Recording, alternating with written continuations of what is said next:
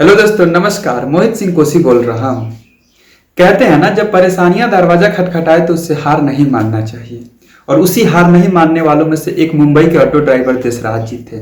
हाँ दोस्तों, मैं मुंबई के ऑटो ड्राइवर देसराज जी के बारे में ही बात कर रहा हूँ। वो गांव से दूर शहर में रह करके ऑटो चलाते थे। यूं मानो ऑटो उनका घर द्वार सब कुछ था। वो किसी भी किराए के मकान में नहीं रहते थे। उनका स्नान ध्यान बाहर के शौचालय में ही होता था और खाना बाहर के होटल में खाते थे। देसराज जी ने अपना पूरा जिंदगी बच्चों के परवरिश में गुजार दिया। उनके 3 बेटे सचिन, संजय, सुनील और एक बेटी थी। सचिन का डेथ लगभग 8 साल पहले हो गया। संजय उनका दूसरा बेटा था जो कि लव मैरिज शादी किया था और मियाँ बीवी की जिंदगी हमेशा खटास से भरा रहता था। और वही जिंदगी की खटास एक दिन संजय के सुसाइड का कारण बना। उसने मुंबई के खार स्टेशन पे सुसाइड कर लिया और उसकी बीवी ने भी सारे बच्चों को देसराज जी के हवाले करके उनका साथ छोड़ दिया। जरा सोचिए उस बाप के बारे में जिसका खुद का उम्र 70 था। उस उम्र में उसने 2 बेटों का दया संस्कार किया। जितनी बार भी वो इस घटना के बारे में सोचते होंगे उनका आंखें भर जाता होगा। लेकिन देसराज जी भी हार नहीं मानने वालों में से थे।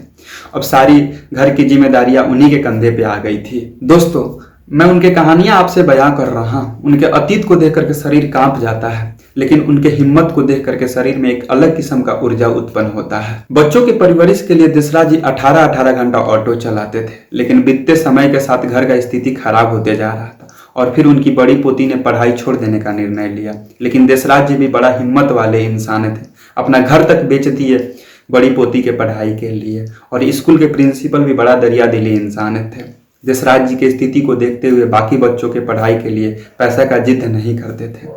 देसराज जी भी दिल का बहुत अच्छा इंसान थे। जब भी कुछ ज्यादा पैसा का कमाई हो जाता था तो फुटपाथ पे बैठे लोगों को खाना खरीद करके खिला देते थे। यूं तो देसराज जी गांव से दूर शहर में अकेले रहते थे, लेकिन बाकी के ऑटो ड्राइवर्स उन्हें कभी भी अकेला फील नहीं होने देते थे। जब भी देसराज जी ऑटो स्टैंड में आते थे, सारे ऑटो ड्राइवर्स आ जाते थे उनसे बातें करने, और वही उनका परिवार था। कहते हैं ना दोस्तों, सारे बाप के लिए बेटी उसका सबसे बड़ा धन होती है। और देसराज जी का भी यही कहना था। हर शाम को वो अपने बेटी से बात करते थे और बात करते ही मात्र उनका सारा थकान दूर हो जाता था। ऐसी भावुक कहानियां हमेशा दिल पे गहरा असर कर जाती है। हम छोटे छोटे चीजों को लेकर के परेशान हो जाते हैं और बड़ा कदम उठा लेते हैं माँ बाप के बारे में बिना सोचे। जरा सोचिए उस माँ के बारे में। एक नॉर्मल डिलीवरी के दौरान 155 हड्डी टूटने की दर्द होती है। ना जाने कितना रात बिना सोए एक बच्चा का परवरिश करती है, और वही बच्चा जब बड़ा होता है और जिंदगी उससे छोटा सा परीक्षा क्या ले ले, वो सुसाइड तक के बारे में सोच लेता है।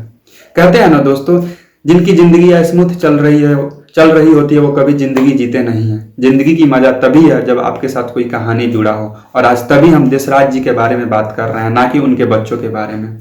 सो हमेशा देसराज जी की तरह साहस रखना है। कभी भी जिंदगी में कोई छोटी सी परेशानी दरवाजा खटखटाए तो यूं मानना है कि यह फेज है, गुजर जाएगा।